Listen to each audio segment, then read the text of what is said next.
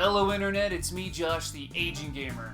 So I remember a long time ago when I was just a little aging gamer, a fresh-faced gamer, kid gamer. When I was younger, maybe about 7 or so, I remember saving up my money from chores, saving up my birthday money, and I bought my very first video game console, the SEGA Genesis. It was the first console I ever purchased on my own, and I even got X-Men to go with it. This was awesome. I was definitely a Sega kid. I was even fortunate enough that my parents got me the Sega Channel, which was way ahead of its time. So I kind of have a soft spot for the Sega Genesis. And when I see new compilations of games come out, like this new current gen one that's coming out, I can't help but feel all giddy about it. A lot of people are probably thinking, who cares? Sega whores out all their games anyway. I mean, there's a collection for the PS2, the PS3 and 360. You can even get most of the games on your cell phone. So what makes this collection any different from those past ones? Well, that's a good question. This collection is going to have over 50 games. So now that Sega has officially listed all of the games that are going to be in this collection, we can see that there's some games that just weren't on the past collections. For a more recent example, if you have the Sonic Ultimate Collection for the PS3 or 360, here's some things that aren't on that collection. Like Gunstar Heroes, Toe Jam and Earl and Panic on Funkotron, Landstalker, Crackdown, Sword of Vermilion, The Revenge of Shinobi, Shadow Dancer, The Secret of Shinobi, Alien Soldier, Biohazard Battle, Galaxy Force 2, Light Crusader, Virtua Fighter 2, Wonder Boy 3 Monster Lair, and Wonder Boy in Monster World.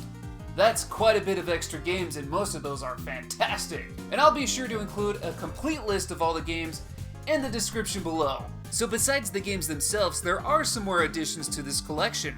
There's graphic enhancement filters, online and offline multiplayer, rewind, save states, a new list of trophies and achievements, and a horizontal flip mode to offer you a new challenge.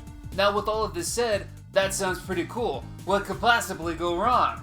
Well, there's two major things I kind of want to talk about here. Two things I just don't feel is right. The first thing I want to talk about is the missing inclusion of Sonic the Hedgehog 3 and Sonic & Knuckles. We got the first two Sonic games and some of the spin-offs, but how can Sega not include Sonic 3 and Sonic & Knuckles? It's one thing if they didn't include the lock-on feature for those two games, but to not include them at all?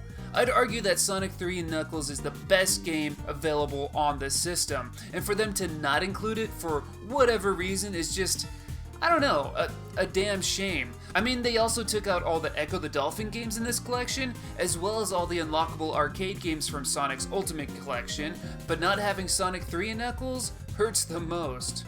And the second thing I want to talk about is that this game is being released on every current-gen console, except for the Nintendo Switch. And now that's really weird because this collection being released on the Switch makes too much sense not to do. And don't get me wrong, I'm not one of those people that are like, I got a Switch and every third-party game should be out on it! I understand why games like Dragon Ball Z, Soul Calibur, and Marvel vs. Capcom aren't released on the Switch, but this collection not being on the Switch makes no sense. Unless there's some kind of deal that Sega has with Nintendo. When we look at all the Sega Genesis collections, none of them were available on any of Nintendo's platforms. Hell, the closest we got to a Sega collection on Nintendo is the Sonic Mega Collection back on the GameCube. Nintendo does host Sega Genesis games on the Wii Virtual Console, so maybe there's some kind of deal with that. Speaking of the Virtual Console, you can download Sonic 3 and Sonic & Knuckles there and use the lock-on features. But you better hurry because by the end of the month, you won't be able to add any more points. And at the end of the year, you won't be able to download or re-download anything off there. But back to the Switch. It's a real shame that it's not coming out on the Switch because it's perfect for that on-the-go gaming. It's perfect for that handheld mode, and most importantly, hey, you want 2 players? Here you go, here's your controller, let's play. I mean, it's not like the Switch is selling poorly or anything, it's quite the opposite. Now, some people are still crossing their fingers because it hasn't been not confirmed that it's not officially coming out on the Switch, so nothing is confirmed. But in these type of situations, as history shows, Nintendo usually gets snubbed. But all in all, at the end of the day, despite Sonic 3 Knuckles not being on the system, despite the fact that I'd prefer to get this on my Switch rather than my PS4, the collection still looks pretty damn awesome. Personally, I can't wait to play Landstalker and Wonder Boy again. I haven't played those since the 90s.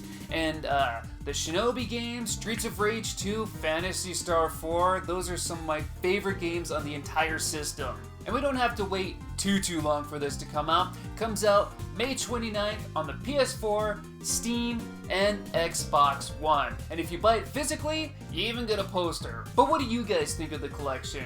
Buy or pass? What games do you want to see on it? Let's talk about it in the comments below. If you want, I'd very much appreciate it if you hit the like and subscribe. It helps support my channel, keeps me going, and like always, I thank you guys for watching, and until next time, I'll see you later.